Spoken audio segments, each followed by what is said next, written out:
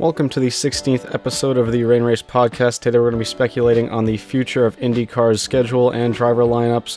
We're going to be talking about F1 driver mix-ups, and we're going to wrap it all up with some IndyCar, Formula One, and IMSA race recaps. I'm Chris Aurelio. This is Rain Race. Let's go.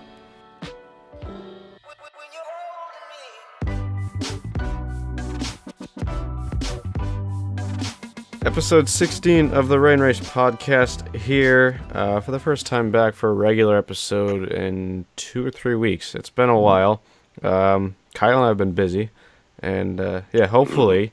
And also, by the way, this is the first episode going up on a Monday since probably May. So there you go. We're going to try to get back on the regular schedule of things here now that both of us have a little bit more free time. But anyway, as always, joined by Kyle Cuthbertson. Sup? And we do have a lot to go over because this is what happens when you procrastinate and don't get an episode out for a few weeks. Although I do promise you we were busy, all right? It's not like we were just lazy and not doing our work here. Well, let's go over what we were doing for a minute. I was karting, which we can bring up because Rain Race Podcast was on both of the lay karts. We got some good promotion from Mr. David Land, who's been on the show. And then Chris was at the 6 hours of the Glen. Tell us about your experience there. It was good. It was hot. I got sunburn. And talk about that in a little while here. Funny story that David actually told me is we were on a Skype call with Ricky Taylor like 2 or 3 days before you went to the race, and you were afraid to go and talk to him, huh? No, that was after the race. All right, let me tell you, because David decides to bring this up. After the race, right, we were walking back to the scrap pile to get some pieces off the car. By the way, I got a dive plane from the number 6 Penske. Yeah, I saw the Montoya thing that yes. David got. Yeah, funny part, actually, I broke that piece off and gave it to him, and I broke off a piece and gave it to Brian. So we basically just snapped a dive plane. But yeah, that's sharing is caring. Just remember that, kids.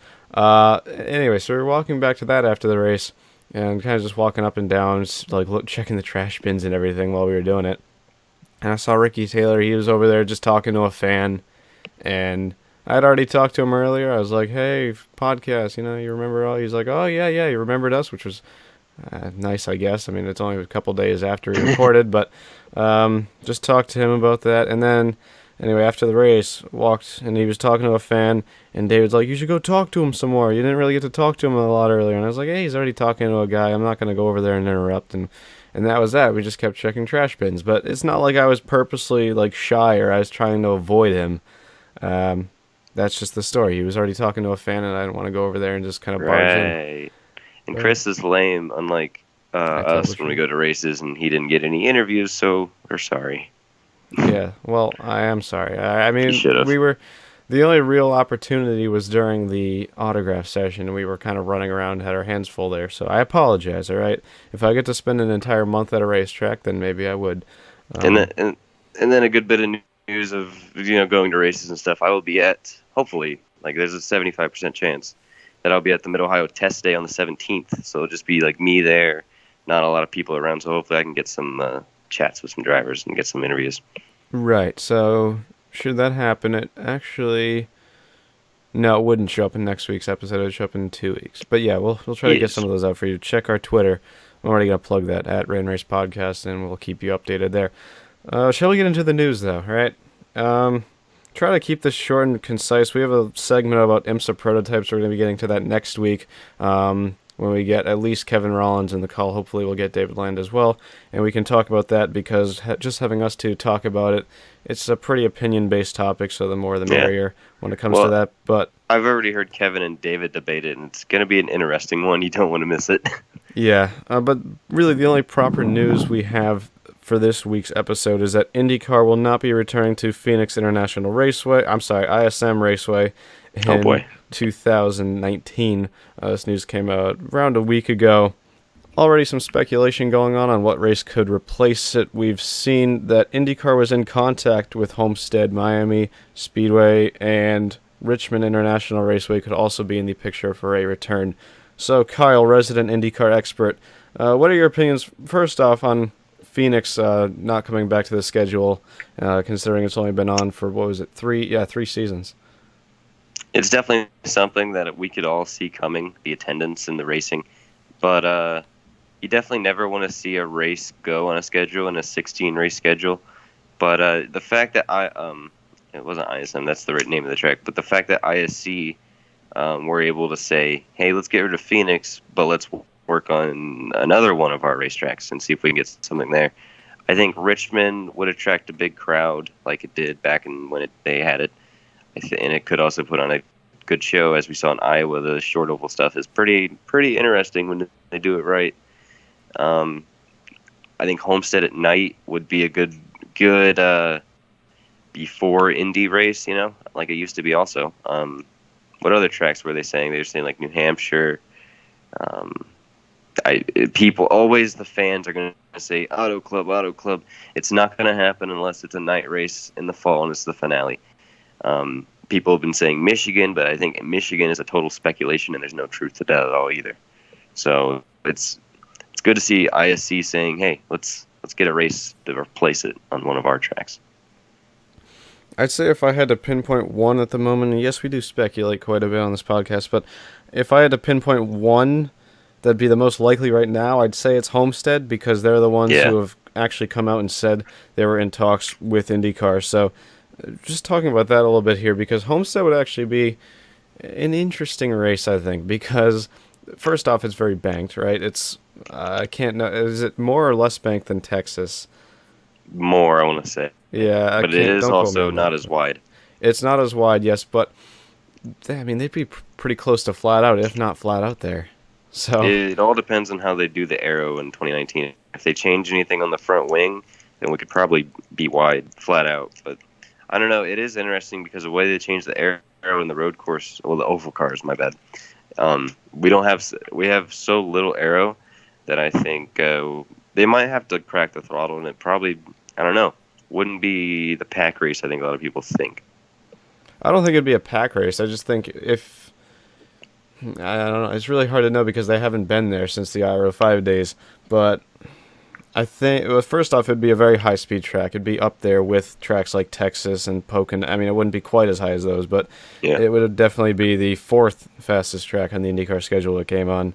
And I talked to you about it a little bit yesterday. Could it actually be dangerous? I know we saw a fatality there back, 03 or 05? 06. 06, wow. Paul Dana. Yeah. I don't know. I think it's interesting. It's something to sleep on. If it does come, it could be interesting. It could be very dangerous. We'll have to see. I don't know. I'd say that if IndyCar can figure out the package that they'd want to run there, again, this is all complete speculation because they haven't even said it's coming to the schedule next year, but I think it definitely could be an interesting race should it actually happen. Mark Miles did say that we are going to have 17 races no matter what. So either way, we probably do have a new track coming. It's all speculation on which. And I will say, if it is Richmond or Homestead, it better be a night race because I'm tired. Like when a track has lights and you don't do a night race, that's depressing to me. So it better be a night race, and it better be an oval because we're lacking on ovals. Unless it's Cleveland, it better be an oval.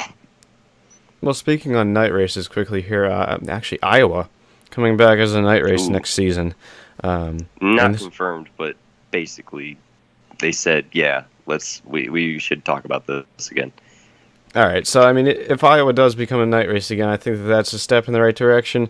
I don't know if it's just like I don't know what effect it is, but I feel like when you go under the lights, it just makes the race more interesting. Yeah. I don't know if it's even just excitement-wise or what, but especially like you look at Daytona and NASCAR, I've always preferred a night race at Daytona. I don't know. Maybe there's just a certain effect that it has. I don't know if it has any direct correlation. Of course, the track is cooler, so there's a little bit more grip. But yeah, I think that would be a step in the right direction for the Iowa race because also the fact the IndyCar the IndyCars, they just look so much better at night. Well, the one thing with Iowa going to night is NASCAR is on NBC right now, which so is IndyCar basically, and if they do the Daytona night race still on that Saturday night, that would be before Iowa. So that's the only step they're going to have to try and get around. And maybe Daytona, maybe they move a week back. Maybe they do a Sunday night race. Because I always thought if you do Daytona on the 4th of July, why don't you do the night race on a Sunday? Because it wouldn't even matter because nobody's in school or work on the 4th of July. So that's the only thing they really got to get around here. Yeah, and of course we'll have to wait until IndyCar's schedule comes out. It's usually August, September, around that time when it comes out, to get any official word on those couple things that we just talked about. But moving on here, I said that was the only news thing we have, but it's time to go into rain race speculation. Because we're gonna be keeping on IndyCar here, talking about the IndyCar silly season. Now, this is all news that's been gathered up over the past few weeks, and the good thing about not having an episode on the past couple of weeks is that we can pretty much pile all of this into one episode, so it's not all jumbled up and confusing. So we'll just start from the beginning here. This news is all a couple of weeks old, but McLaren apparently approached Scott Dixon. That news is coming from Racer, a very trustworthy source. Which Dixon then came out and said that he basically confirmed it that they have, but nothing really is going on. Dixon basically said he's more focused on this year's championship than anything getting done next year. I'd just like to quickly point out that I was the one who first mentioned that a couple was about a month ago, whenever we last had David on, and yeah. You guys were quick to throw me down on that one, saying that it just wouldn't happen. You'd be sticking with Ganassi. But we'll have to see, Of course, McLaren on its own. You also got to think about McLaren, yeah. Yeah, McLaren on its own. We got a lot to talk about here. So it's very confusing right now because Eric Boulier, who is their racing director, resigned from his position at McLaren. He was replaced by Gilles de Ferran, and Gilles de Ferran pretty much was at McLaren for like an IndyCar-based role, right? He was trying to evaluate whether they'd be able to have a return to IndyCar, and this has sort of kick-started a whole whitewash of rumors left and right that nobody really has any physical evidence on, but we're going to go down all of them right here. So, pretty much right after Billier's resignation, Brown said that no decision has been made yet on their IndyCar program, but that they're laser focused on Formula One. And that news was from Adam Stern on Twitter, who first pretty much broke the news of the McLaren IndyCar rumors a couple months ago. And then we got rumors from, try not to mess this name up, Automotor Unsport. And me personally, I think that this is a rather trustworthy source because they're the ones who initially broke the news on Audi and Porsche pulling their LMP1 programs before we had any cold hard evidence that they'd actually be doing that. So they said that the program is, in quotes, on hold by the instruction of some McLaren shareholders. Now, if you're not completely sure how McLaren is run nowadays, they're pretty much run by the shareholders. Eric Brown was a major shareholder in McLaren, so they definitely have a big say in everything that the programs, the team does.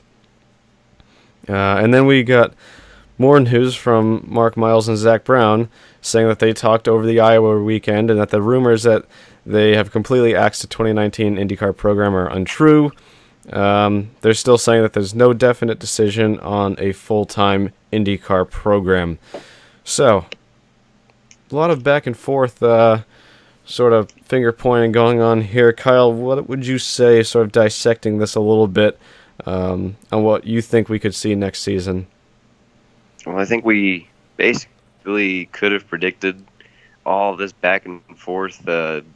Once the whole McLaren IndyCar thing was started, we kind of figured that this was going to be a whole, like, they said this, they said this, they said this, they said, and it's all going to just run down into the fall until it gets to next year. It just feels like it's been news. It's like, oh, they're coming. Oh, wait, they're not coming. Oh, they're coming. Oh, wait, there's a good chance they're coming. But, oh, wait, they're not. It's just been back and forth, and it's so hard to predict what's going to happen. I think the best thing to do is just everyone to chill out and wait, I guess. But my thing about it is I don't see why they wouldn't. Because if you put the money it takes to run in an IndyCar and you take the money it takes to run an F1, they could probably run IndyCar with a snap of the finger easy, especially if they went in with another team and did it. I don't think it'd be that hard for them to do it if they wanted to. So, and then also the other thing that gets overlooked in the whole McLaren the IndyCar thing is, where does Fernando go? Because I'm pretty sure I don't know if Fernando even is going to be back in the McLaren F1 car next year. Like, I don't know, and then there's no other F1 team that would take Fernando. Like, where does Fernando go? Does McLaren go to IndyCar? And there's been rumors where McLaren goes to IndyCar, they're going to bring 2 cars. Like, it's all a conundrum right now. That it's all speculation, and only few things are actually clear, and that's that they're evaluating it. Eric Boullier resigned, and now they have Joe DeFerrin in Boulier's spot, which I don't think that really means much on the IndyCar side. I think Joe DeFerrin actually being in that position could actually help the chances, him being higher up at McLaren. But I don't know. It's just all a bunch of speculation. We'll have to see until the fall to really find out what happens. All right, well, let's start with the obvious here, right? So McLaren is going to want to hold on to Fernando Alonso. He's pretty much their star driver. He brings in the sponsors. He brings in the talent. So they're going to want to hold on to him. Alonso is really, really set on doing the Indy 500 again. And I don't see any reason why he'd want to skip doing it next season. Exactly. So if I had to make a very quick guess here, based on the rumors that I've heard left and right, I feel like next season we would see McLaren do what they did in 2017, where they run Indy, likely with Andretti again. They get Andretti to help them with the car side of things, the team side of things. And then 2020, that's where we would see a full-time McLaren IndyCar team. I don't think right now, because right now they keep saying, we're thinking about it. We're still looking at all the possibilities. But Michael Andretti said he wants an answer soon. So if they're going to have an Andretti partnership, they have to get an answer to him pretty soon. I just think given all the evidence that we have, it's not likely that we'll see them in full-time next season. Could be wrong, obviously. But if I had to put my finger on one thing, I do think it would be them running Indy one-off with Alonso. Because McLaren, like I said, they want to keep Alonso. And Alonso wants to do the race. So I think really that makes the most sense to me. It's kind of keeping everybody happy. I don't know. It's tricky to put your finger on because nobody really knows right now what's going on inside the team, and with the big restructure especially, there's a lot of unknowns. I mean, even Fernando said that we'll see about Indy next year, and that maybe we'll do it. And Luis Garcia said that IndyCar really isn't on the radar yet. So I mean, I kind of said, like, they're just going to lead us on until the fall, and we're going to get all this news, and we're not going to know anything until plans start getting looked at for next season. Like, I just think it is a little early for this, and it's just the speculation back and forth. It's just been interesting to see the reactions and things. Well, I just want to quickly point out Luis Garcia is Alonso's manager, just for people who might have been questioning that. There is more silly season news to IndyCar, though, besides the Nando and McLaren. Yeah. And the last thing, just on that Alonso McLaren talk, is that Honda's boss said he is open to Fernando driving for them. I mean, that makes sense, obviously. He brings in promotion, he brings in interest, and he's talented, like I pointed out earlier. Anyway, for the rest of the silly season in IndyCar. I can do this. This is housekeeping things.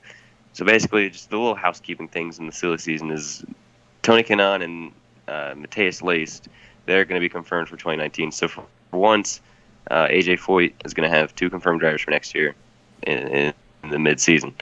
And then the big elephant in the room is Colton Herta. Even though Pato O'Ward is now 8 points behind after Iowa, Colton Herta and Steinbrenner, which is the partial team owner of the Andretti Steinbrenner Indy Lights thing that Colton has, they have come out and said that Ed Carpenter Racing, Rael Letterman, they're also options that they could go into IndyCar with if Andretti cannot supply them. Because you got to remember, back to Fernando and McLaren, if McLaren goes in with Andretti, which they likely would, if they'd have went in with Andretti, that would put Andretti up to 6 cars. Well, 5 or 6. Depends on McLaren does too, because he has the 4 regulars. Well, he has the 3 maybe, right? And then the Herta car, and then like a McLaren. So that'd be 5, and then maybe 6. So then it just looks like Steinbrenner wouldn't have space at Andretti. So it's like, where does he go? And a lot of people, whenever I've asked people about that, they've always said, they've all told me, oh, Brian Herta will just team up with Steinbrenner and they'll do their own thing. But with Herta and Andretti, Marco, I don't know if I could see that, honestly. I don't know if the Marco and Brian Herta thing could split up, and I don't think Brian Herta would really be willing to split up with Michael and go do his own thing. Like I don't know. I just don't see that partnership splitting up so early. If Brian Herta left the Andretti stable and just did it with Steinbrenner, I don't think that'd be as competitive and it'd be more risky. And it's a whole conundrum, and basically Steinbrenner coming out and saying that they could go to ECR or Rahal, that's makes sense. And we'll see where that goes, obviously, in the Indy Lights Championship. If Colton Herta wins the championship, which, I mean, before Iowa, we were kind of like, oh, it's probably that's a pretty big chance, which is still a good chance, even though it's an 8-point gap. If he wins that championship, it gets that money for winning it to move up. It's going to be a big domino to fall in next year's silly season. And if Steinbrenner comes in with Steinbrenner, what people don't realize is the budget of Indy Lights to IndyCar actually isn't that big of a gap. That's why we've seen guys like Juncos and Bilardi trying to come in this year's 500 and stuff. Because the gap isn't as big as people think. And that's why Indy Lights has 8 cars. Moving on from that, Penske. This is just a little housekeeping thing. Is the only driver they have signed for next year is Newgarden, but obviously they're going to keep Power. I mean, the only domino out of that would be Pagenaud, and it's pretty much like 99.9% that Pagenaud would sign with them. I'm pretty sure they want to keep with the same 3 drivers, because I think the only driver that they would look at would be Wickens, but Sam Schmidt was a smart guy, and he snatched Wickens up with a 5-year contract, if nobody knew that. Wickens is in for 5 years for Schmidt-Peterson Racing. Sam Schmidt knows a good driver when he sees one. So that would be the only guy I think Roger would actually be looking at, or Tim Cindric. But Penske has one out of the 3 guys signed, but they're probably gonna stay the same. And then the one thing about the whole silly season, we also got to keep in mind that Ryan Reinbold is looking to come in next year, which another rumor I've heard is Ryan Reinbold wants to come to Pocono this year with Karam and maybe even Hildebrand, because Karam obviously wants to run the Pocono race like he said before, and maybe they'd bring Hildebrand. That's the rumor I've heard, at least. And then Scuderia Corsa wants to come in next year. They already said the Indy 500 is it. They want to do the Indy 500. That's it. That's set in stone. That's good. But we also know that Servia is not a guaranteed driver there. If someone comes into Scuderia Corsa with money and says, I want to run the 500, they would take him into consideration. There's not a driver for Scuderia Corsa yet. Juncos Racing is always on a turning wheel of drivers. We have Alfonso Silas, Rene Binder, which his results aren't very good, but he's got money. And then Kyle Kaiser, I'm kind of worried about, because he got most of his money from the Indy Lights thing, so he might not be here for next year. And he had I don't know about you, but he had a pretty good couple starts. He has kept it clean and been pretty good. And then obviously Mayor Shank, they want to come in by themselves. They said they could have done it this year, but it just didn't seem safe. So they could do it next year. They could do it in 2 years. Who knows? But it looks like Jack Harvey's probably going to be the guy, but who knows? So just the couple of teams trying to come in right now. That's just, we got to keep in mind that there's probably drivers looping around those kind of areas, and kind of the quiet out of this whole silly season talk. The quiet name is Scott Dixon. I think that's the domino to fall. It's everybody is kind of yeah, Dixon's definitely going to Ganassi. We don't see him leaving, but McLaren comes to IndyCar. That whole Bruce McLaren, New Zealander, kind of who Dixon looked up to. That kind of hangs up there. That's probably that's kind of tempting to him, I bet. And Dixon's at a place right now. Do you want to end your career at the same place, or do you want to go off and try something new and see if you're successful there? So Dixon's the biggest name out of all the silly season. Penske has an open seat for, like I said, Pagenaud. Rambling now, but Pagenaud, that's the only guy that I could see leaving, and it's not a very good chance of it. So a few, not as big as last year's silly season, but still a decent one. So last bit here to go over would be Formula One. Now, big thing that's been going around right now is that Ferrari is ready to replace Kimi Räikkönen. Now, the question is who they replace him with, and the two drivers who we've seen the most would be Daniel Ricciardo and Charles Leclerc. Okay, so Ricciardo was the name that we saw more of at the beginning. Obviously, he has the talent. He's won a race for Red Bull this year. He's has a lot of pace, and you put him in a good seat like Ferrari, he's probably going to be even more successful there than he was at Red Bull, and even a world championship contender probably. And he also already had chemistry with Sebastian Vettel from the Red Bull days. But then later on, they said that would have costed them too much. So they started talking about Charles Leclerc. Now, just quickly back on the Ricciardo thing here, what does that mean for him? Does that mean he stays at Red Bull, or do we see another mix-up where he goes to another team that we couldn't really predict? Because I don't really see any team that would snatch him up where he'd actually be willing to go to more than Red Bull, because Red Bull is in the big three of Formula One teams, and Mercedes certainly isn't looking for any other drivers right now unless we get some big off-season retirement like Nico Rosberg in 2016. So they're all set in that department. Ferrari, I mean, there you go. We already just talked about Ferrari, so I think that pretty much just leaves him in a Red Bull seat for next season. I think Ricciardo even said that the only teams that he would be open, like, really would be, the whole media kind of knew what he was saying, but Ferrari and Mercedes were really the only teams that he would, eyeball, because he said he wanted to win a world championship before he retired. Like, that's the one thing. It's basically like a Rosberg deal. He wants to win a world championship before he retires, and he doesn't know. He's got to know if Red Bull can give him that, or he would move. But where would he move? He can't go to Ferrari now. And I think this week in news, he literally said that a deal with Red Bull is, he hopes that that's a thing that's happening. Because Ricciardo was the guy that this season, all the media and F1 were like, yeah, this is the biggest free agent, quote-unquote free agent that we have this year that could move. And now, if Leclerc is taking Raikkonen's seat, Raikkonen is like the oddball out, and he, in my opinion, he either retires or he goes to a team like McLaren, which I think McLaren has already suggested that they approached Kimi and they want Kimi. And remember, this is also the team that came out and said that they offered Ricciardo a big salary. So, and then also Leclerc going to Ferrari, that opens up a Sauber seat. Do we get Pascal Wehrlein back? I don't know. Did Daniel Kvyat jump back? I don't know. But Leclerc going to Ferrari too, I think that's a positive. A guy that's finished in points like 2 or 3 times this year in a Sauber. So I think that's definitely a positive for the sport, and definitely interesting to see. It's a lot less speculation in F1 is what I'm noticing here.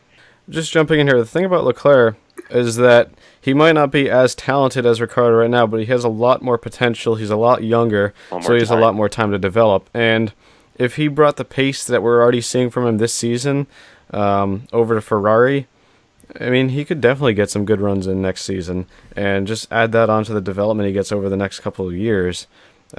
He could be a great driver for them to pick up. Kimi Räikkönen, all that news with him possibly going to McLaren, that's very interesting as well. I mean, it looks like McLaren was interested in picking up a big driver. Now, I'm not sure if this was back in a time, or maybe a time that still exists, where Fernando wants to leave and go to IndyCar full-time. This is all tying back full circle to the IndyCar rumors we were just talking about. Yep. I mean, it just looks like they're really interested in picking up a good driver. Now, maybe we're wrong. Maybe they're just trying to replace Van Dorn. Not sure. But like you mentioned, they contacted Ricciardo, and they're looking for Raikkonen. So, I mean, they're all over the place trying to find a good driver to pick up for their car next year. I also feel like the only one that talks about McLaren and IndyCar and saying how they also have Lando Norris under contract, and Lando Norris is kind of at the point where it's like, yeah, I could go to F1 like in the next year or two, but there's no open seats because we're only allowed 2 cars on the team. So I feel like for them to go to IndyCar, everyone's been saying Fernando's a shoe-in, but I think also they would look at IndyCar to possibly put a driver like Lando Norris in there to give him time to develop in a faster car. That's also, I feel like, the only one that's kind of pointed out Lando Norris in the picture, because there is a kind of, like I've said before on the podcast, I'm pretty sure I've said this, is that F1 kind of has like a development driver predicament where they're ready for F1, but no seats are open. I think Charles Leclerc, I think he was a part of that whole deal before he went to Sauber, and I think Pascal Wehrlein is caught up in that right now. Robert Wickens, obviously, in the past, in like 13, got caught up in that where he was a development driver ready to go in, but oh no, we need Lewis Hamilton in the car because he's a star. So there is kind of like a development driver predicament in F1 right now. Yeah, absolutely. And moving on to the last part of the episode here, the recaps. Now we have a lot here.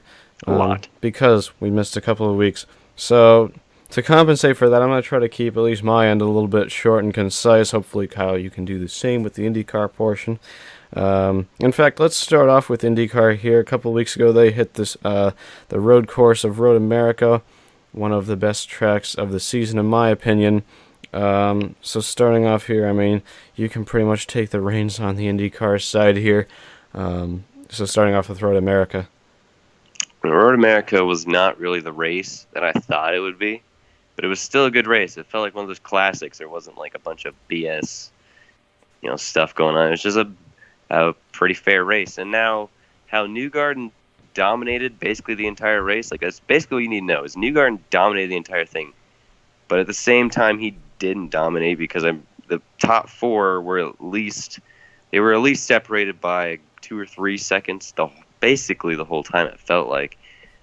You had Newgarden leading, Hunter Ray breathing down his neck the whole time. Wickens was up there at a time. Sato was up there at a time.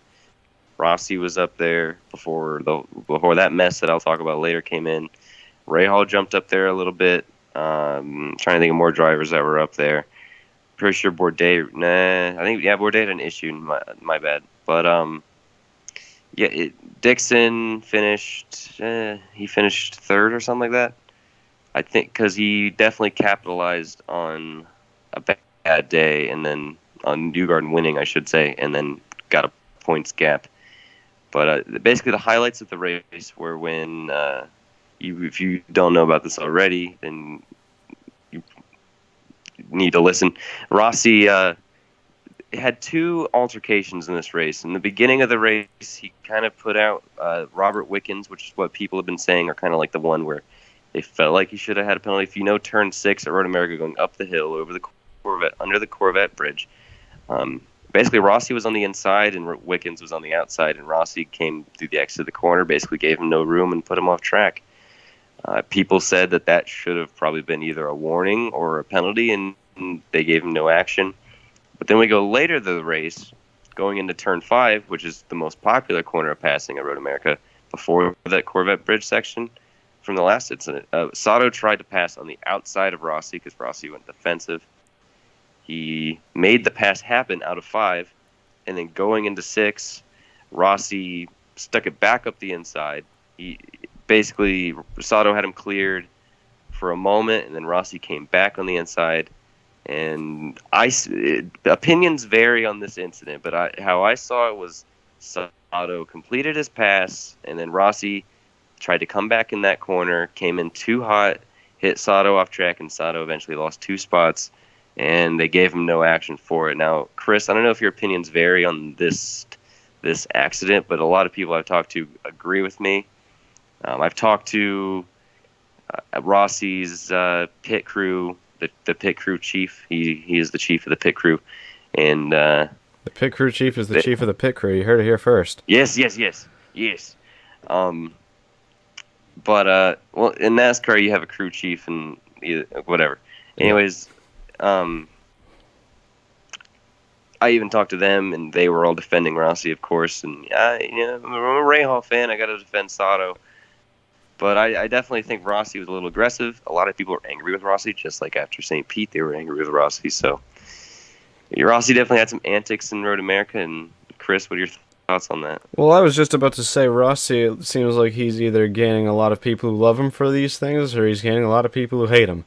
And I can say one thing's for sure is that Rossi is definitely a lot more of a confident type of guy than he was when he first crawled in 2016. 2016, I'd say he was probably one of the most shy drivers in the field. I mean, he kind of just drove around. He had decent pace. But this season especially, we see him throwing down moves that sometimes aren't really called for. I mean, I'm kind of on that side for the Road America incidents with Sato. And, even St. Pete, granted that one was a mistake. I mean, but he's definitely showing a lot more aggression this season than we even saw from him last year. So he's starting to get his foot deep in the water, starts trying to figure out what he can and can't get away with. But there are a lot of people, like I said, who are fans of him for this because, he's IndyCar's quote-unquote bad guy. IndyCar needs a bad guy to sort of rile up all the other drivers. And a lot of people think, hey, this is where Rossi fits in perfectly. Me on the other hand, I don't know. I'm not going to defend him for his actions. I know that there are people who think, oh, this is great. This is great that we finally have a driver doing this, but I'm personally on the opposite side. I just like to, just for a phrase that kind of quotes it up a little well, stay in your lane, Rossi. I think, I don't know. It's interesting to see that we have a driver who's really fighting. I mean, it's kind of reminiscent of what we saw back in the day with Paul Tracy, and if you get a big rival in there, you could have another Bourdais versus Tracy thing that we saw in Champ Car. I don't know. I mean, right now I'd like to see him sort of fall back into that more just about consistency and about pace rather than all about aggression like he was in the past 2 seasons. That's personally just where I fall in. But how about you? Where would you stand on the actions that Rossi's been taking? Yeah, I feel the same way. I mean, Road America, I feel like people didn't really... what Rossi said after the race was the overtaking car's responsibility not to wreck. And I'm pretty sure Sato had him cleared after turn 5. Like, he came around Rossi's outside and had him clear coming up the hill. And I was always taught that if your front tire is more than halfway up the guy you're passing's, that is your corner, and you're good. Rossi had his front wing barely on Sato's left rear tire. That was not Rossi's corner. He should have probably backed out of that one and kind of went up there really deep and took Sato off. And I don't think it was caused by the next note is, I don't think it was caused by the incident, but Rossi had a problem, same as his teammate Zach Beach, and he ended up finishing 16th.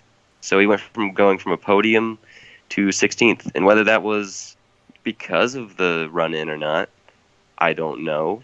But if it was, there's another mistake Rossi made in his championship, just like we saw in Detroit. So I think if these are not the championship, I always talk about championship races, and it's when you're not the winning car. Like Joseph Newgarden led 53 out of like 56 laps. He led all but 2 laps. And championship runs are the races where you're not the fastest car in the field, but you still make a decent finish out of it. Now, Rossi, he needs to realize that we can't be, if he's going to be leading the points, if he's going to be in the top 5 and wanting to go for points, he can't be this aggressive. Like, I have no problem with guys trying to be aggressive and going for it, but he's risking his equipment for no reason, I think. Like, if he wants to win the championship, you need to start trying to be consistent, and you need to be in the top 5 and go for podiums. You can't be diving up people's insides and risking your equipment. I mean, that's just, I know you want to win races, but that's not how you win a championship right now, and we're in championship season. Like, those are moves where guys like Ray Hall or Wicken should be making that are outside the points. If you're points racing, that's not how you do it. Watch how Dixon's doing right now. He was not the fastest guy at Road America. Neither was he last year, but he was not the fastest guy at Road America. He was never really a huge contender, and he didn't make a lot of headlines, but he finished third in the race, and he's now the points leader by about 20 or 40 points. That's how I look at Rossi right now. Detroit Road America, he screwed up tremendously in his championship, and maybe he'll turn it around, maybe he won't. I don't know. Well, like you mentioned earlier, Joseph Newgarden pretty much dominated the Road America race. But moving on to Iowa, and just a first-hand confession here, I'll speak for both of us. Neither of us really paid attention to this entire race. Kyle was coming home from that karting race in Indianapolis, and I was watching IMSA at Mosport. Sorry if that's not your thing. I'm just more of a sports car guy. But both of us. I watched the last 100 laps or so in the IMS gift shop. Funny enough. There you go. But both of us did see, I'd say, enough of the race to be able to talk about it. But I'm still going to pawn this one off on you to just go over from the start of Iowa. It was just like Road America. There wasn't anything insane that to document. There was very little yellow. I think the one yellow was Zach Veach. Something was bent, and he scraped the wall, and that caused a caution. And I think that was really the only caution of the race to really document. Newgarden went on a tear in the beginning of the race, and they lapped all the way up to, I think, 5th place. They lapped all the way up to 5th place, but I don't remember exactly what lap it was, of course, because we kind of here and there watched the race, but I don't remember exactly what lap. But Hinchcliffe, where I think he started 13th, came back and passed Joseph Newgarden through traffic. I think Newgarden got caught behind 1 or 2 lap cars, and Hinch, and then we'll say this about Hinch too, just to make it clear, he could run the bottom line really great from what I could see. Newgarden was running the middle or the top, and it looked like Hinchcliffe basically just blew right by him. Hinchcliffe had such a great car, and he passed Newgarden whatever a lap was, and from there it was Hinchcliffe's race, man. And the only thing notable about this race, I got Twitter all fired up, and honestly, it got me a little confused. The end of the race, we had a debris yellow at 8 to go. Ed Carpenter got himself in a spin, and he clipped Sato, and the left part of the front wing came off the car. So obviously when half the front wing is sitting on the track, they had to call it a debris yellow. And all the teams were told that they were probably going to get a lap or a 3-lap shootout to the finish. We were going to get green because it was 8 to go, right? And it's debris. So they allowed the teams to pit on this yellow to end the race. So guys like Newgarden and a bunch of other guys pit. And so basically they come out of the pits thinking we're going to get a restart. But then the laps ran out, and the race ended under yellow. So the guys that pit, like Newgarden and I forget the other guy, someone else got screwed out of a podium. So Spencer Spigot finishes second. Sato's in third. I'm pretty sure Newgarden was fourth. So that was where I was confused. Jay Fry said, I kind of understand it where the laps at Iowa are so short that they kind of overestimated how long that would take and how short the laps are. But then again, it's you should at least red flag it or do something. I'm not the guy that's man, you guys need to red flag, get a finish for the fans. But if you're going to tell the teams, hey, we're going to finish under green, and you let them pit and give up their spots, you have to do everything you can to finish under green. You can't do that. Newgarden lost 2 or 3 spots, and maybe that'll come into play in the championship. You just never know. These are things you just never know. You don't do that. But it was a confusing finish, and of course all the people on Twitter are like, oh, IndyCar needs a green-white checkered. Haha. They need to finish under green. It wasn't the Iowa Corn 304 or whatever it been. It's the Iowa Corn 300, and that's how it is. Just my quick thing on that. But confusing finish. That kind of got a lot of people confused, and that was probably the biggest thing. But either way, caution, no caution, Hinchcliffe won the race fair and square. Wasn't out of the pits. He won it fair and square, and that's the good thing. If the winner was decided at a pit road, then I probably would have been a little bit more mad, but Hinchcliffe won the race, and the only thing I'll say to cap this off is Hinchcliffe won a race before Robert Wickens, and if you would have asked me if that would have happened a few weeks ago, I would have said you're crazy. So that happened. From the, I'm not going to say couple laps I watched, but from the small portion of the race that I watched, I'd say that the racing was better this year with the new cars than we saw in the Aero Kit era.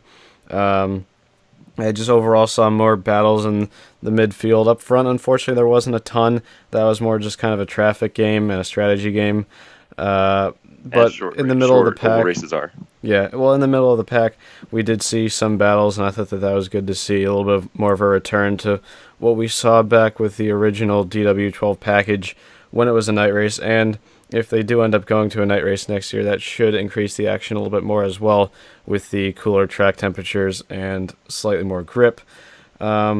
Just looking at They did say there were like 300 some passes last year, and there were 900 some this year. So there's definitely a big boost in passing. Yeah, and just the last thing to look at, championship standings, because we are, what did you say, only 6 races away. Yep, 6. From the season finale. Scott Dixon leading at the top with a 33-point advantage over Newgarden. And that's actually, I just want to quickly talk about this because Scott Dixon at the beginning of the season really wasn't up there, and it wasn't until Detroit when he kind of just crept his way towards the top, and here he comes, and now, how is he 33 points ahead of Newgarden? Because you look behind Newgarden, and Rossi is 8 points behind, and like Hunter Ray is 11 behind, but like for Scott Dixon to have a 33-point advantage, just kind of creep up that far in just a couple of races is crazy to me. And we're going to be getting into pretty much his strong suit of the season with tracks like Mid-Ohio, and I don't want to hear any comments from you because you say he's not Mr. Mid-Ohio, whatever, that's fair, but he definitely is strong there. And I mean, he's strong at Sonoma as well. I think we could already be seeing Scott Dixon trying to show what he's got. We're put in a situation right now where Dixon, for Newgarden to catch up, I think he's going to have to win every race because we're going to have Dixon have an accident, a DNF. He's going to have to finish in the back, I think, for these guys to catch up. Because we would have the championship of our lives right now from 2nd to 5th. But Scott Dixon's just been so consistent since the 500 that we've just taken off in the points. Now, the depressing thing is we do have double points. So basically, they're all still in it. The top 5 is still, like, perfectly in it. But anyways, we have 3 Americans chasing a New Zealander right now. Because I just noticed that Newgarden, Rossi, and Hunter Ray are 2, 3, and 4. If that matters to you, then that's a thing. But anyways, 2nd to 5th in the points right now, I believe, are separated by 12 points or something like that. But Dixon, we're asking Scott Dixon to mess up a race in the next 6 races, which anything can happen. It can happen. But that's what we're going to need for this championship to spice up a little bit more. Scott Dixon's just been so consistent. But then again, I think he did. Here's the thing I said about Newgarden: he would have had less of a gap if he would have finished 2nd, because Dixon. I mean, for Dixon, this is an off race, but he finished like 12th, I think. So Dixon had like a finish, and if Newgarden would have won or finished 2nd, he would have been at like a 20-some gap instead of like a 30. So, like I said, you never know if that's going to come down to the end of the year. And then also, I'd just like to quickly point out before we move on, because we have been in IndyCar for a little while here, 3 teams in the top 3 in points with Ganassi, Penske, and Andretti. So it's not pretty much just a one-team fight like we saw back in 2016 with Penske. We're also talking about teams. Iowa had Schmidt, Peterson, Ed Carpenter Racing, and Ray Letterman on the podium. Which, when's the last time you remember Ganassi and Penske and Andretti have all been swept off of the podium before? Like, just think. Has that ever happened? It's been a while, I'll tell you that much. But moving on to Formula One. Now, this is probably going to be really short because I, for one, can say I didn't entirely watch any of the past 3 Formula One races. Part of them I didn't even have a choice because I was at Watkins Glen for Austria. But starting out with F1 at Paul Ricard. Well, take it or leave it, But we did have some interesting things happening in that race. We had Vettel lock up and hit Valtteri Bottas at the start. It's not the first time a Ferrari would lock up and hit a Mercedes at the start. You'll hear what we're talking about in a couple of minutes here. He got a 5-second time penalty, and Hamilton led every single lap from the pole and won. How exciting. I don't know. I don't know if there's that much more to go over in that department, but... Besides the Paul Ricard is a parking lot. Yeah, I mean, Well, yeah, it's a test facility if you want to be specific. So that's why I they have think the whole massive runoffs. But F1 fandom and everyone just kind of all agreed that Power Card was a terrible track. I think we all just kind of conceded on that. just moving on to a more interesting, more dramatic race, though, when they hit Austria, we had Valtteri Bottas get the pole, and all seemed rather well and civilized. But then Hamilton, Bottas, and Ricciardo all retired because of mechanical issues. Um, I mean, and that was the big point of the race. yeah, well, They all just we've seen races where one Mercedes has had a mechanical issue, like Malaysia 2017. yeah. Yeah. Um, but having both of them and having Ricardo, which was Red Bull's higher up driver in the championship standings, that really shook up some things. And on top of that, it was Max Verstappen who got a win. So Verstappen really, until that point, was sort of turning his season around. I know we talked about Dixon turning his season around, but Verstappen really turned his around as well. He was getting a lot of points, a lot of podiums, and a lot of wins. Actually, not a lot. He got one win at Austria. But really just sort of working his way up the point standings very slowly but surely after a very poor beginning of the season. Well, one last thing about Austria, like this is like a key note, is the interesting part about the finishing order is Haas. Both cars in Haas got top fives, 4 and 5, and then Sauber finished 9th and 10th. So a double points for Sauber and Haas, and that is actually Sauber is the big one because remember back when Sauber was racing to stay alive, and now they just finished both cars in the top 10. Yes, a lot of cars DNF'd, but that still happened. It's pretty interesting.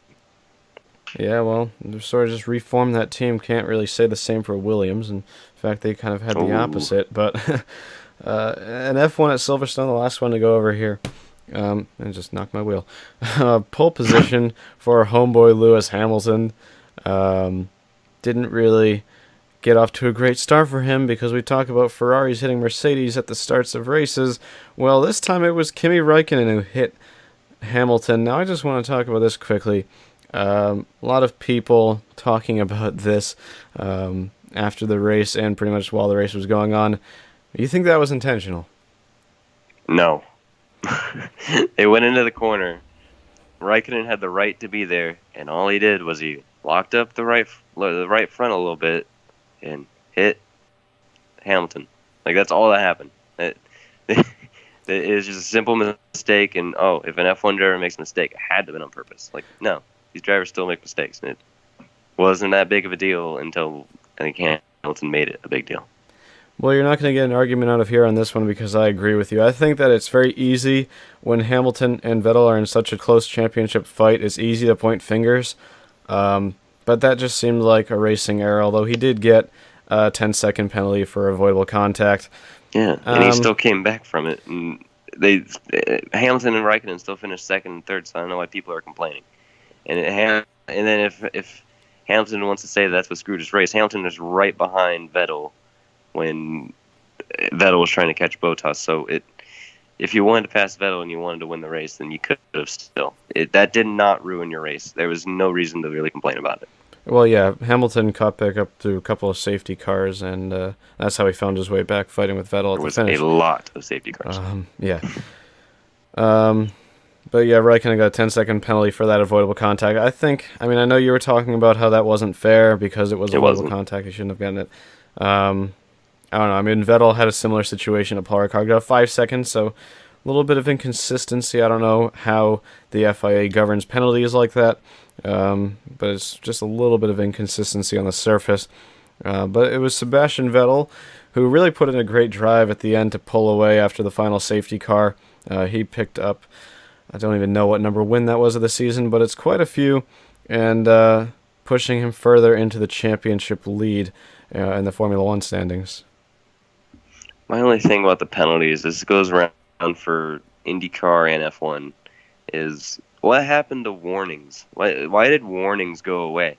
If there's an accident like Raikkonen and Hamilton, where it looks like it was an accident, I mean, yeah, you can inform them about that the stewards have an issue, but you can give them a penalty. Don't go off and just give them a 10-second penalty. Like, that's what I said about the Rossi accident. When the Wickens thing happened, give them a warning. And then when it happens again, like it did, that's when you give them a penalty. Like, if it happens once and it looks like a mistake, that's when you warn them. If it happens again, then that's when you give them a penalty, whether it was a mistake or not. Like, if it's repetitive, penalty. Happens once, warning. Whatever happened to warnings in racing, people? I don't get it. And last 2 races to go over here. IMSA WeatherTech Sports Car Championship. Watkins Glen, I can talk a little bit about this one. Obviously, reasons because I was there. It was a good race. It was a good race. I don't know if that's what you just said or not. I couldn't really hear you clearly. But yeah, good. It was a good race. A very interesting race. Now, I just want to quickly point out, because it happened 2 races in a row, that the Car Autosport Orica got pole in the hands of Colin Braun, and both races they sacrificed that pole position and started at the back because they wanted to start John Bennett in the race. I don't really understand the strategy in that unless you're trying to make headlines, because you could have just qualified John Bennett and hoped that he didn't qualify last. Even if he gets second to last, it's one position further up than you're starting by forfeiting your pole position driver. So I don't really understand the tactics in that unless they're trying to make headlines. But there you go, 2 races in a row they ended up doing that. And this race really was the first race where we could see the global spec P2 cars fighting up against the Daytona Prototype International cars. In fact, some saying that the P2 cars had a little bit too much pace. I don't know. The DPI cars actually got a boost increase after. Yeah, they did get a boost increase. 2 of the standout drivers, though, I really saw, actually the biggest standout driver I saw was Colin Braun over the past 2 races. He kind of came out of nowhere and is all of a sudden just throwing down amazing lap times, amazing consistency. I don't know if it's just because the European-style tracks suit him a little bit more, but it's definitely really cool to see this guy kind of come from nowhere. And now he's up fighting with the big boys like Montoya and Interior and passing Jordan Taylor at Mosport for the win. But another driver lineup I want to just talk about, the Red Dragon, Gainesco, JDC, Miller, Stallings, Racing, whatever. There's a lot of words involved in that team name.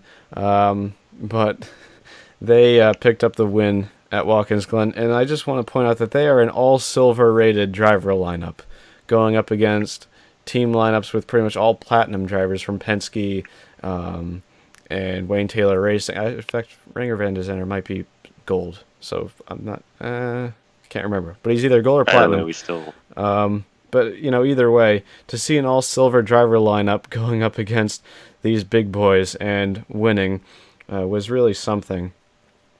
You also got to remember that Romain Dumas, the other part of the Core Autosport group, wrecked some people, got away with it, and finished second in that race. I don't really. If you probably remember the incidents better than I do, but I remember one instance. Who'd they wreck? They got into the back of somebody and spun them out. And there was no penalty, and then there was also the part coming out of the boot. I just forget. I remember they. Well, the incident in the boot was with United Autosports and Paul DeResta. And I was actually standing right there when that happened. But yeah, Romain Dumas really was putting down some moves, questionable moves, like you said, but they didn't get a penalty for it.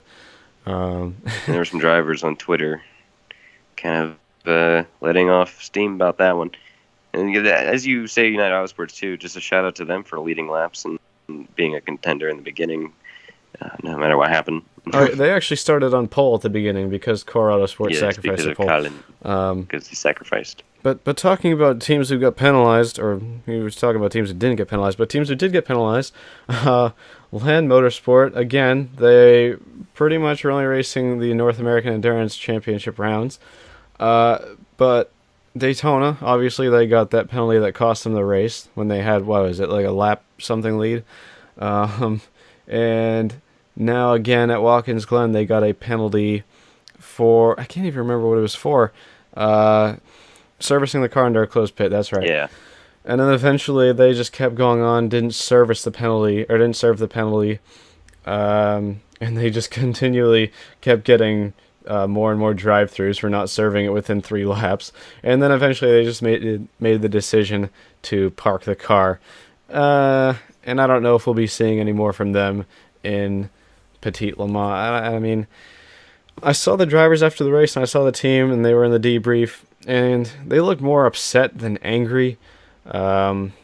So I don't know. I mean, maybe they're just going to keep their cool temper. They'll realize, hey, we made a mistake on this one, but I said it after Daytona and I was wrong, but I'll say it again.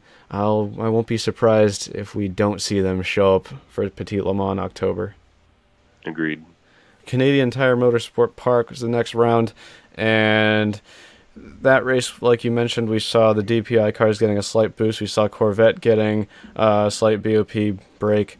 But really that race came down to another DPI versus P2 battle. This time, again, it was Core Autosport versus Wayne Taylor Racing. Now, actually, the Acuras were pretty much the stars of the field, but the 6 car had an issue during the race, and then the 7 car, they just had a bunch of smaller issues that kind of added up, and they weren't really laps down like the 6 car was, but they didn't really have that pace at the end to fight for a win. So it was the Wayne Taylor Racing car and Core battling it out. And after the final restart where Core just grabbed the lead, they pretty much just checked out, and Colin Braun threw down another great drive and took home the victory for that car, coming from last to first in 2 hours and 40 minutes.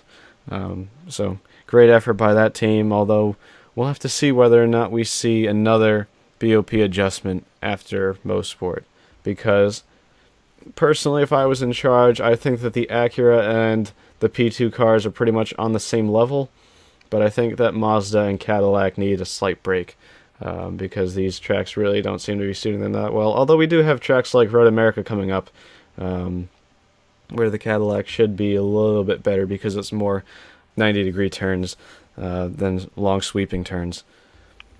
Also more straightaway. Yeah. Which straightaway I'd have to hand to like the Oricas because they seem to have the dominant car in the straightaways. But GTLM, it came down to Porsche pretty much had the most pace in GTLM, but the 67 Ford pitted extremely.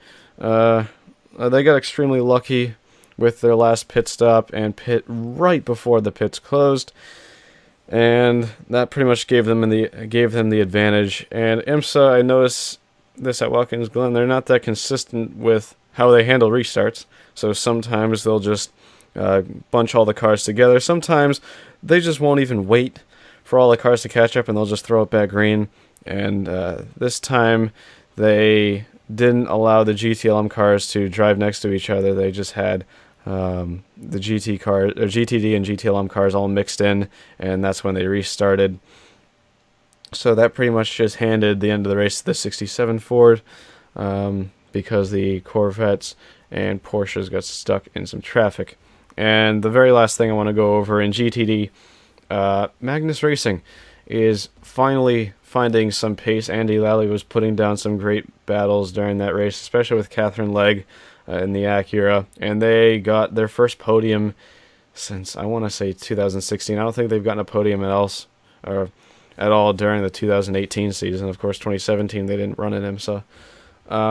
But just a quick post-it note I want to stick on that one is I was talking to the Magnus guys at Watkins Glen, and they said that at that race they switched over to the 2016 chassis.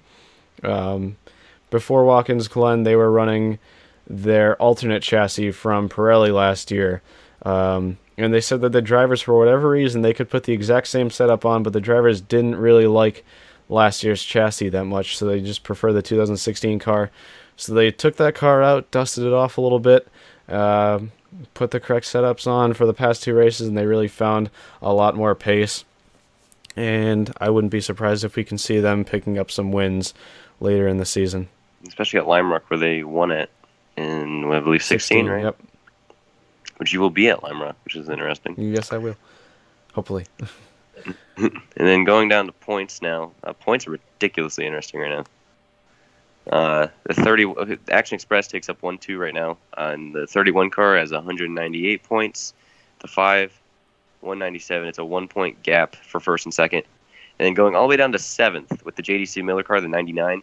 They're only 24 points back. JDC Miller is 24 points back in seventh, and then going back up again, third place is Wayne Taylor, the number 10, and they are, I believe, like 10. They're exactly 10 points behind the leader. The Core Autosport car. Core Autosport is beating 2 Penske cars. Can we acknowledge that? It's ridiculous. They're 15 points behind, and then the 2 Penske cars sit 5th and 6th at they're like 18 points. They're in the mid range between JDC. They're back there. So we got 24 points separating the first 7 cars in prototype, and that's pretty ridiculous. I think that's crazy. It's going to be a pretty good fight, I would say, especially between the top 3. It's going to be interesting to see if Core can keep up this run going and see maybe if they can sneak into a title fight. But obviously, Action Express is going to be tough to beat, and if anyone's going to beat them, I would guess it'd be Wayne Taylor. But we'll see how the rest of the season goes. GTLM, we got a 6-point gap to the 67 Ford and the 3 Corvette, and then third and fourth is 66 Ford and the 4 Corvette. So Ford, Corvette, and then Porsche, and then the BMWs in the back. Of course, the sad GTLM team, the Risi Competizione car, in last because they only made it 2 races. But yeah, GTLM is also heating up because we can't leave out the number 4 Corvette or even the 912 Porsche. They're tied for a 4th in points right now. The 4 Corvette and the 912, and then the 911 is only 1 point behind them. So definitely, I'd say the top 6 definitely still have a chance, but I would put this fight between the 2 Fords and the number 3 Corvette for the season. Definitely, GTLM is kind of a wacky class where you can't really guess the rate. You can't really predict the races as well, how they're going to go. So the title fight is still up in the air, and maybe we'll see like the last couple of years where the Corvette kind of just sneaks in there in the end and becomes low-key the champion where we didn't really think about it. And to me right now, the most interesting championship, it might not have as many drivers really in the mix, but the most interesting to me right now is GTD with the number 86 Meyer Shank racing car, the car that was supposed to be part-time. I knew but you they've were added in more races. They are 3 points behind the point leader right now. So the quote-unquote part-time car is 3 points behind. Now, this battle is going to all depend on if they can keep the funding for the rest of the season. And I'm betting if they had the funding already for the 93 car, like I said before, they'll probably, if they have to, stop running the 93 in hopes the 86 wins the championship. Of course, the 86 with Catherine Legg and Lawson Ossenbach. And then third place, they're definitely not out of it, but they're more out of reach, about 10 points, 13 points back, and third is the Riley Motorsports Mercedes, and then Scuderia Corsa in fourth. And they're a ways behind. I would say the top 3 is still the key of the championship. They're still the guys that are in it. The Riley Mercedes are definitely going to have a bunch more great runs for the rest of the season to get this momentum going for the championship. But GTD, in my opinion, is probably the craziest right now. Even the prototype has a bunch of cars in it. I think if there's an unpredictable championship, it's probably GTD. We want to talk about interesting. There's only 3 more rounds for the prototypes, and 5 more for the GT classes. But 3 more rounds for the prototypes doesn't leave them a lot of time. And I know you mentioned how close the championship fight really is. 7 positions covered between 7-something points. Or not 7 positions blanketed between 20-something points. But 3 races left. They're really going to have to find something. I'm looking at the tracks where we could see the P2 cars having an advantage. I feel like Road Atlanta. That's the one I could see. Road Atlanta, yeah, I could see that. But also Laguna Seca. Obviously, we saw the first win for a P2 car there last year. Funny enough.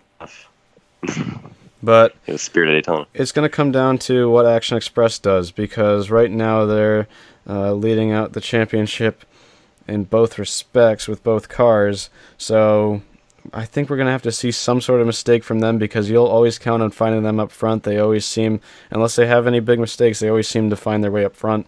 So I'm going to bet that they're going to have some issue with with one of the cars or both the cars in at least one of the races for the rest of the season. Long story short, both cars I think are going to have to run into one problem at least if even Wayne Taylor Racing want to be in the hunt, but we'll have to see. And then 5 rounds left for the GT cars. Like I said, the top 4 are really the ones that are really in it. I think Core is the sneaky one to me. Core is like the sneaky one. They could sneak in there if they wanted to, but it's unlikely. We'll have to see. But like I said, if there's anybody that's going to take on the Action Express guys, I think it is Wayne Taylor. I think they're the guys that are going to do it if they're going to do it. Core to me is still sneaky though. It just depends on how many good races they have. If they win the rest of the races and Action Express has bad races, then that's like I said, they're sneaky. It could happen, but never leave out Penske, and JDC is still there if the top 6 implode. So we'll see. Yeah, and that's going to wrap it up for this episode of the Rain Race Podcast. It was following every single episode ever. It was a long one. But promise you next week's episode won't be as long if you like the shorter episodes more. Well, I can't say that because we have a lot less races to recap. No, because if we're going to debate, unless T2 the entire world of motorsport news just decides to explode, I can almost guarantee you next week's episode will be shorter. But we're going to talk really about DPI and P2. Yeah, so and Kevin those will be guys there, are going to so go at probably, yeah, we'll see. But yeah, finally back on the Monday schedule. Hopefully we'll stick to this for a while. And hopefully we'll also get back to weekly episodes because it is the summer and we have more time. But yeah, it's going to wrap it up for this episode. You can check us out on Twitter at Rain Race Podcast. Don't put the thought in there. It won't be there. You go. Also, just one more thing to quickly point out. The YouTube page is on a different URL now. youtube.com/c/GTRain. All right, so there you go. That's the new YouTube URL because I decided to change my channel name. And Kyle's stuff is linked at the top right, as always, if you're watching on YouTube. Which mine has always stayed the same because I like to keep consistency at RayHallFanatic15 on every platform. All right, there you go. Anyway, thank you for listening to this episode, and I hope to catch you in the next one.